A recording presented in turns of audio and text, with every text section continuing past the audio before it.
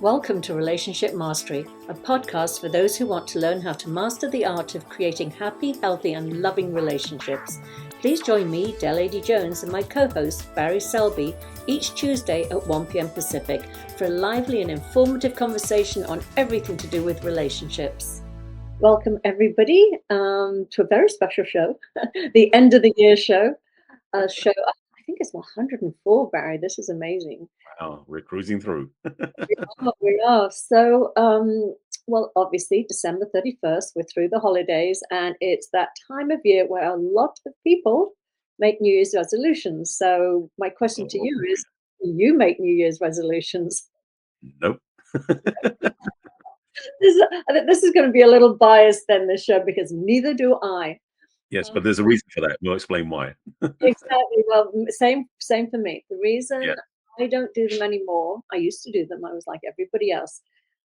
And I would notice that I would choose like 3 things I wanted to do, and usually guaranteed by the 3rd day, one of them had dropped off the list. Mm-hmm. And then I would go into shaming myself and, beating myself up. And why couldn't I do it for longer? And, look what you've done. And I just decided in the end, I'm just not doing them. Plus, I firmly believe that I get it. I get that it's a marker. I get that it's, on the calendar, it's really like, well, I started on this day and this is the improvements I've made and things like that. But the second we decide to do something differently, I want to see something different in our lives, we can do it right there and then. We don't have to wait till the new year for that. Absolutely. My reasons for not doing New Year's resolutions anymore. But what about you? A similar vein is that the New Year's resolutions, the challenge of New Year's resolutions similarly are suddenly January 1st, you've got a whole new mindset. So you're going to make sure everything goes perfectly and you're going to do a whole new thing, change your life. And then 2 or 3 days, 2 or 3 weeks later, you've fallen off the wagon, so to speak. It's like you've just dropped the habit, or you wake up and go, I didn't do it yesterday. Oh my God, I'm going to panic. And then you get this whole self-recrimination experience. Or you just don't even bother, and you're just like, what happened to them? They fell apart. So I have definitely found the New Year's resolution concept not very secure and not very solid, because the thing is, there's better ways of doing it, which we'll talk about. But also, as you said, and I agree with you, because there's looking back at some of my new habits, I don't remember what day they started on. Sometimes during the year I do this one, and some during the year I do that one, and they're now part of what I do every day. But I didn't wait till January 1st to do them, and frankly, because I didn't start them all at one time, it's pretty much easier anyway. So having a New Year's resolutions where you've got 17 things you're going to start the same day, you're stacking the deck against you. It's like, don't make your life harder than it needs to be. So there's better ways of doing it. Exactly. And sometimes you can be a little bit too it's like, oops, sorry, tissue box goes flying there. Sometimes you can also be like, take a habit like, whether it's drinking or sugar or something like that. Sometimes what it can do is this sort of all or nothing thing can trigger okay, I'm going to gorge myself full of sugar or drink more than I want to drink because I'm going to be giving it up on this day. Whereas, just taking the time to really reflect. And I will say one thing. I do think it's a wonderful time. And I usually use like whatever age I'm turning, if it's like, 39 into 40 or 49 into 50, to really reflect on that last decade and really see what it is what the major themes, what were some of the issues I struggled with, are these things that I want to really sort of knock on the head and not take into the next decade of my life. So I think the same thing can happen at the end of the year. You can have the same chance to reflect and see about certain things. But again, it doesn't mean they all have to start on January 1st. No, in fact, I recommend, and this is something I've done myself a couple of times, something different, but probably do this year as well, based on what's been going on, is to do definitely a reflection on the past year. And then also I have a ritual, basically, when things I want to let go of and release, which I do when it's safe to do so, like just like putting on a piece of paper and then burning them in like a metal bucket, so that way they're all safely burned, be key. But also we're releasing the energy so we can start fresh for the new year. So in some ways, it's not setting up intentions for setting up resolutions for the new year. It's about closing out the old year. So you Mhm. start a new clean slate, so to speak. And then if you want to do things in the new year, how do you go about that? Which again, ideas will have some things to suggest, but the idea of closing out the old year in a way that feels like it's, like done and dusted, it's over, it's good, is a nice, I think, self-supportive experience to do so you can actually make peace with what happened before. So Yeah. yeah, I agree. Really like that idea, exactly, making it more about the releasing as opposed to the piling on, the adding on. And for those that like to sort of watch the cycles of the moon, I mean, the sort of new moon and the full moon are great times to do those rituals as well. Mm. um, so you don't have to wait till the end of the year for it. You can actually Indeed. is an opportunity to release, to set intentions and release. Yeah. So yeah, and so let's talk about some of the pros first, because obviously we're both on the we're old enough to have bonds. We've mentioned those, but there are some pros, like we said. It can be a wonderful time for reflection. Um, it can be a marker to start a new habit. As I said, it's an easy one to say. Well, I started this in January, and I'm just going Right. for however.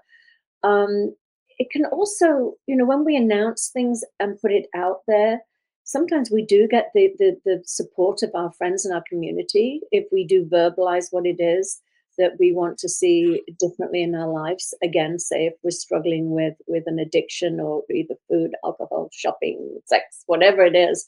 But if there Mhm. is type of habit or addiction that we would like to have it release its grip on us by us announcing that this is a behavior that I don't want to take into the new year. And Right. by sharing it with friends and family, they can support us in that. So that's a definitely a positive part of that. Yeah. Um, renewed focus as well. That taking the time to really get clear on how you want to show up for yourself in the world. Hmm. And maybe even for others too. You can take the time to reflect and just say, how have I been in my relationships, interestingly enough, given Indeed. the subject of our show. Yes, But indeed. exactly, like, do I want to how would I like to improve my relationship moving forward? So it is a wonderful time to really examine your life, as you said, examine what it is that may be something you just want to let go of, Hmm. not carry forward. Right. So In fact, something was what you said there about that sort of telling the world or telling people you trust, like giving up certain habits. It's kind of like the 12-step idea, where basically you have a sponsor or somebody who's there for you, so that way you can use those people as a way as a support system, which isn't a bad thing because then it creates a better network of support and trust and connection. But also, it's almost because you're telling other people, you hold yourself to a higher level of accountability as well. mhm. Because if you say I'm going to give up this habit, and I'm told three other people, I know I don't want to be ashamed of that. So I need to. It's almost like you're forcing yourself to do it, sort of thing, in a way which can be useful. At the same time, and it's funny as you said about rolling in the new year and putting new things on your plate. This is the other part too. People do start New Year's resolutions without doing usual closure for the previous year, and it's hard, I think, for our internal navigation or internal nervous system to handle the extra load of all these New Year's resolutions on top of last year's stuff that didn't get done. So Mhm. to do a completion process of some sort, especially things we didn't do. So maybe the things you didn't want to do any more of, but also things you just didn't complete or didn't start even. You say, you know what, I'm just closing off now. I'm making peace with it on ideally December 31st, but if not, January 1st is okay. To make a declaration that enough is enough. I'm done with this. I'm letting go of that. I'm rescinding it. I'm releasing whatever you want to use terminology wise. So you can basically free up the energy. So when you focus on the new year, you've got something to work with going forward. Mhm. So much way better doing things. One thing I'll drop on the table now, because I know I want to talk about this as well, is instead of doing resolutions, because as we both said, we're not a big fan of resolutions. I talk about setting intentions. One, because the word is different, energetic, but two, there's different weights involved, like the pressure of those things, because the intent resolutions has a pressure on it. Like you have to do it. It's a requirement that you somehow are in violation if you mess it up. Whereas the intention is something that is more inspirational, literally, because intention is tied to inspiration from spirit, where you set down what you'd like to accomplish or like to have happen. It gives you more flexibility and fluidity going into the new year. Yeah, and I'm going to jump on what you just said there because it was Please. it's it's so true, because the other thing is too, we can sometimes set a resolution, and we can realize that, actually this is not in alignment with what I want. This is Hmm. not what it was. I mean, I'm glad I explored it, but no, I've actually changed my mind. I don't want to do this. And so, Correct. and then because we've made it such a solid thing, a resolution, I must do this regardless of how I feel. And I'm not talking about slipping back into habits that make you feel bad about yourself, but I'm just talking about just, I don't know, going. I'm just trying to think of something that you might want to modify. You might want to just say, hey, you know what, my intention. I set this. I'm not going to use the word intention. I made this a resolution, but having started it, I'm reevaluating whether this is something I really Hmm. want to do or not. Right. It's important. And I think when we set an intention, I think it's a little broader, and it's usually more in, as you said, in that positive vein of this is what I would like for myself. And Yeah. within that, there is range and there's flow and there's room for adjustment. And I just think that's very important. Again, this sort of the rigidity of I must do it this way, starting Mm. on this day. And if I don't continue to do this way for the rest of this year, then I failed. There's something rigid in that. Yeah. You know, Absolutely. And yeah. that's the reason why I like intentions, because they have, because a resolution oftentimes is like, I'm going to commit to doing this every day for every single day, doing this much stuff every day. So it is a pushed place to get to, whereas an intention is I'm open at the top. It's like I have this desire to have this happen, and more is available. So you don't have the pressure you put on top of yourself, where you must accomplish a goal. Like you've got to do so many reps at the gym, or so many things you do during that day. So the power we have to make better choices for ourselves is part of what we're talking about here. And yes, in relationship as well, is how do you set intentions that support you and serve you, that you do want to do, and that Mm, truly do make your new year celebratory, better want a better word. Because there's the other challenge with resolutions is oftentimes we feel like we're trudging through like, the concrete trying to get things done. And mhm, it's like with intentions, it's much, again, I said the lightness of that. I love the idea of intentions because they are ideally inspirational. And so it gives you more of a joyful, uplifting feeling. And you feel like it's something you love to have happen rather than you think you have to get done. yeah. And as you're talking, I'm thinking too that there could be another way to not overload yourself. And there's Mhm. nothing wrong with having sort of intentions for yourself. But maybe we think about those intentions and we think about spreading them out over the year. Just Yeah. saying, Hmm. I'm two things that come to mind for me that sometimes I think I certainly do, and then I end up failing at it and feeling bad. But one is like, um, I'm going to meditate for an hour every morning, Yeah. uh, or I'm going to write in a journal every single day, or every morning I'm going to write. And those are two things that just get me. I mean, I'm just like, those are the ones where I'll go, okay, no, I failed. Yeah. On day three. And I'm just thinking that, those are things that, again, it's like you can set the intention of, I would like to work towards meditating 1 hour, a day. I mean, maybe that is something you might set the intention of, but it doesn't have to happen on January 1st. And you are so sort of squirming and trying to jump out of your seat because you're not used to meditating for more than 5 minutes, 10 minutes, whatever. Again, Right. set those, look at it more as a stepping stone. And Hmm. intention and the resolutions are bigger, and you can set your own timeline towards those. They don't all have to set, as they say, start on January 1st. And Right. the same with the writing. Maybe it's again, just start small, baby steps, and set a schedule for yourself to work towards that amount of time. Or maybe each month you can take on a new project. I mean, it Hmm. might, don't again overload yourself, but take your time. Just like take 1 month to deal with one thing and see Yeah. how it goes. And if you've Yeah. got more on your list, great, but have that happen in February and March and April, Yeah. or whenever it feels like you've got room for it and you've got the bandwidth for it, and it's not going to stress you out. You're not going to go into shame and throw the baby out with the bathwater because it didn't all happen the first week of the new year. Absolutely. That's again the whole thing about the new year. The pressure is just insane. One idea I think I'll add to that one as well is if, for example, you want to start writing or do journaling, something like that, is why not commit to so much per week versus every day? Because we're human. Stuff happens, or your schedule gets crazy. So if you miss a day, you don't have to like start berating yourself. You go, you know what, I've got the whole week to do this in. It gives you more freedom to do that. So you say, you know, I'm going to write so many words or so many pages per week or per month. It gives you that fluidity. So set yourself up for success, basically, is what we're saying here. So Mm. why not? Exactly. And I mean, and I'm not saying that having intentions is a bad thing or having resolutions is a bad thing, because, when we do achieve certain expectations for ourselves, we do get we get this renewed sense of self-worth and things like Yep. that. It's just, it's how you get there, I think, is what we're trying to say.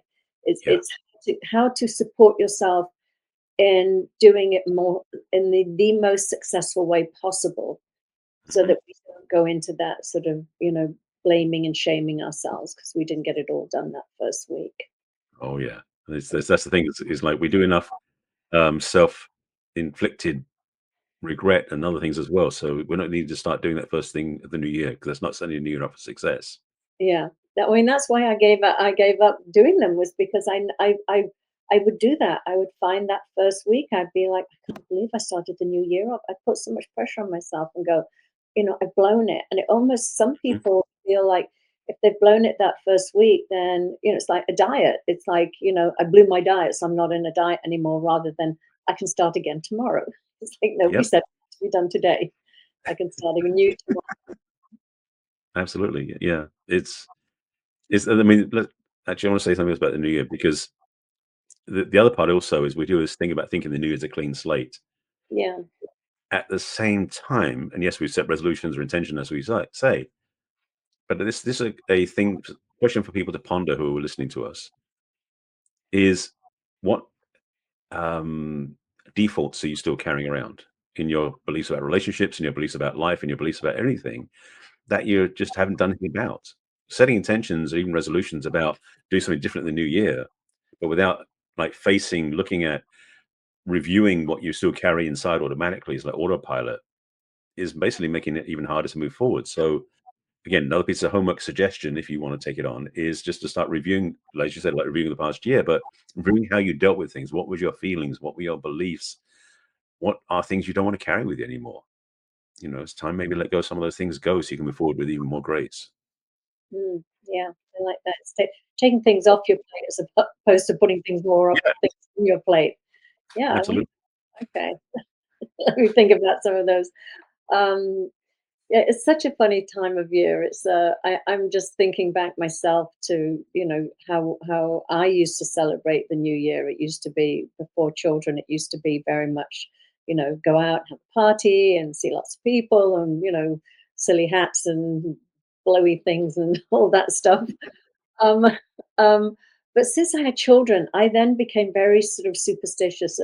I couldn't bear. I was the first person that was like, I'm not leaving my kids on New Year's. It's like I needed to start the new year off as a family unit. Mhm. Really, it was just so. But I almost got superstitious about it. Like, it got to the point, Mm, I can't leave my children on New Year's Eve. right. And then it comes to a point where they're like, "Mum, we're going out for New Year's Eve." It's old enough now. Yeah. But I'm just seeing how tradition and, these expectations that we write them ourselves. Nobody Mhm. hands them up and says, "This is what you must do." We set ourselves up for these things. Nobody says, "It's New Year, you have to have this thing where you have the clean slate and you start off as you mean to go on," and all of that Right. stuff. We've got to look at ourselves and look at how that thinking came about, and to question it. And is it for us or against us, in that sense? Right. Are we holding ourselves to a standard that we've invented and then using it to beat ourselves up?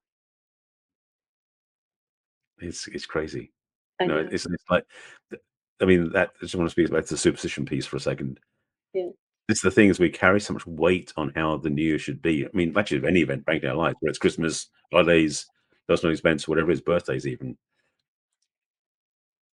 There's a part of me that feels like, why not expect something different each time? Just be flexible, be open, and be inviting to what possibly could happen. Yes, obviously, we want to focus on the positive, but why not have the um, invitation to something fun to happen? rather than Mm, setting all these rules and structures in place. Because again, we are both clearly against, not against, but uh, disdaining resolutions for the new year. mhm, So having something simple and easy and light, whether it's with family, like you're doing, or just on your own, or doing something else. Maybe, I mean, maybe you decide you want to, I want to go out and go hike in the mountains the first day of the year on my own, so I can clear my head and be one with nature, whatever that is. mhm. Find something that lifts you and lifts you up, Yeah. because it's your choice and you can do it different every time. Mhm. Yeah, but I do love what you're saying, and that's something that that I find that I do. But I almost, I mean, I think you tend to do the same if I'm reading your Facebook correctly. But I like to start my day off by being in nature. It's like that is the reset. That's the first, and without a doubt, Mm. Thanksgiving Day. Like I couldn't possibly start Thanksgiving Day without being in nature and just being, oh my, Yeah. and the same with the new year. Again, it's that communing with nature, that just knowing. I think it's just knowing what you need to set Mhm. yourself up for success. I think that's what I'm feeling. Is I know that Yeah. when I exercise every morning by being out in nature, not in a gym for me, um, it sets my day up for success. It puts me in a place of gratitude, because that is the one. And I always say, I can never be upset if I'm feeling gratitude. It just sort of wipes away all the negativity that maybe could possibly build up. But nature to me is what puts me in this absolute state of awe and gratitude. And it's such a wonderful way to, whether it's starting your day off like that, or your new year off like that, or your Yeah. week off like that. Maybe not everybody um, has the privilege of being able to go out into nature every day. Certainly, if you're living in the city or something like that, that is difficult. So maybe it's just the weekend getaway in nature. Right. Yeah. I mean, for me, that was that again, something I started sometime during the year. It wasn't on a specific day. I just started hiking as a way to get out of the house. I know it's during the pandemic when I started doing it, because the only place I could go safely, in quotes, during the pandemic. So that's why I go to the hills where there was nobody around. But for me, it is definitely, there's something about getting up early enough before the day gets on, where day gets on top of me, and I go out and just be in nature. And it's not it's not real nature. I mean, it's hiking, it's concrete roads up to the hiking trails, and it's not like the most pristine natural place. It's LA after all. So you see the oil rigs on top of the hill, and you see the pylons for the cell tower, just cell towers and stuff too. So you kind of ignore those parts, but just I you just know see squirrels and rabbits. right, exactly. So I focus on what I want to see, which is nature, and it's fun. Yeah, Like this morning when I went out, it was actually foggy, like really foggy for the first time in a long time. And there was something mystical about it. I just loved how just beautiful it was. yeah, And there's just something about appreciating what is, rather than trying to make something happen, that makes yeah. life a lot easier. And that's the one of the things about nature is it is going to do its own thing anyway. And the more we can appreciate what is, as in what's already happening, without trying to make it happen, the easier it gets. Yeah, and you know what's so funny? What I'm really hearing you saying, it's not funny. What I love about it is that it really is that sort of, we put so much emphasis on things will be better when we've achieved this or when Yeah. we've done that, and it's Mhm. futurizing. It's that same thing about I'll be happy when this Yes. resolution is stuck and I'm doing it this way, as opposed to really being, as you said, in the present moment, totally appreciating what we already have. Mhm. And and I just think we show up better in the world when we are relaxed and happy and grateful. And the rest of the stuff tends to take care of itself. We don't have to make these big hard fast rules of you know I think often we're trying to get away from our own nagging internal head when we have these, when we slip into bad habits, whether it's eating unconsciously or drinking more than you'd like to, or going out shopping, or whatever it is that relieves your anxiety and your stress. It's like, where's the anxiety and stress coming from? Mhm. Maybe it's all these rules and all this like pushing and forcing, and this belief that you don't have enough to be happy with right now, and that by achieving these things you'll get this state. And quite often that state is like right here right now. Yeah, that's the challenge, frankly, is that we're so externally referenced that we keep looking for the fix, the success, the win, the achievement to make us feel happy. And the Mhm, challenge of that is that if you don't do it, does that mean you can't be happy? And mhm, so I'm very passionate. And I use this term a lot in one-to-one conversations, like, be happy for no reason, because there is no reason you have to be to be happy. So mhm, when life isn't perfectly working the way you want it to, and you're not getting necessarily the results you actually pray for, wish for, need to have, it's very easy to get depressed and distressed and frustrated and upset and worried and all those things. But if you let yourself be happy, in fact, and this is something I was on a conversation with somebody 3 or 4 days ago about one of the challenges that people don't realize when they don't have what they want, and this is a general term, not about New Year's only, mhm, is that oftentimes when we feel upset and like we're on our cell phones or whatever, we're looking down, we're just sitting down, our body's posture just starts to cave in. And it's very hard to be joyful that way. It's easy to get depressed because our body posture reflects that energetic. But if we choose, keyword choose, especially if you put your cell phone down and stand up straight and put your shoulders back and look up at the sky, it's easier to get happy because our body's physiology matches our state, or I should say, our body's physiology can lead our state. And so, oftentimes, when things aren't working the way we want, when you have that feeling, check inside and see, okay, how am I standing? What am I doing to myself? Am I leaning down? Am I hunched over? Am I not feeling, expanded? And mhm, change your posture, because what happens is it becomes a domino effect. When you can step up, literally stand up straight and hold yourself in a higher position, then when you look out, you'll see things differently. mhm, So you actually find ways to maybe up level what's going on, or change the way you're reacting to something, or change the situation entirely. So this is a whole teaching for another place, but just want to add that to the conversation because sometimes a simple act like that can be a transformational experience. mhm. Yeah. For me, I just ask myself, not even ask myself, I just look at it and go, I have a roof over my head. I have food. Yeah, there you go.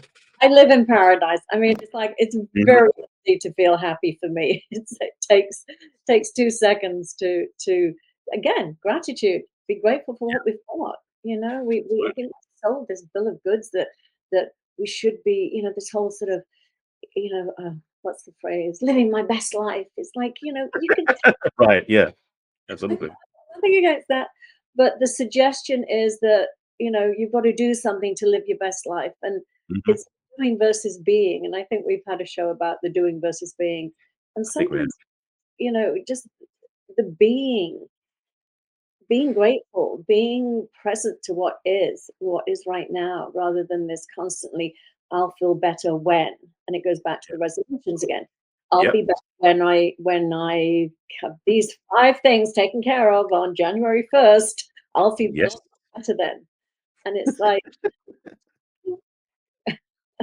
anyway, I think we've preached enough, Barry. I But think we have. I'm not against resolutions. I think if it works for you and you feel good about yourself, and you are that type of person, and that you can, it does in fact have you tangibly change habits you'd like to change. That's wonderful. Mhm. That's the what we're pointing out here is just the part where don't um, don't set unrealistic expectations for yourself to the point where Right. you start feeling ashamed about yourself. That's the point there. Yes. That Keep is a resolution thing people do is they do set their goals so far out of reach, they have no hope of achieving them. So you're definitely on that point. Yeah, I agree with you.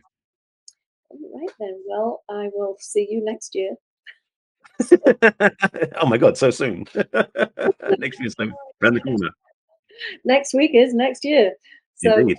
a wonderful. How are you gonna celebrate the new year? I'm staying in again.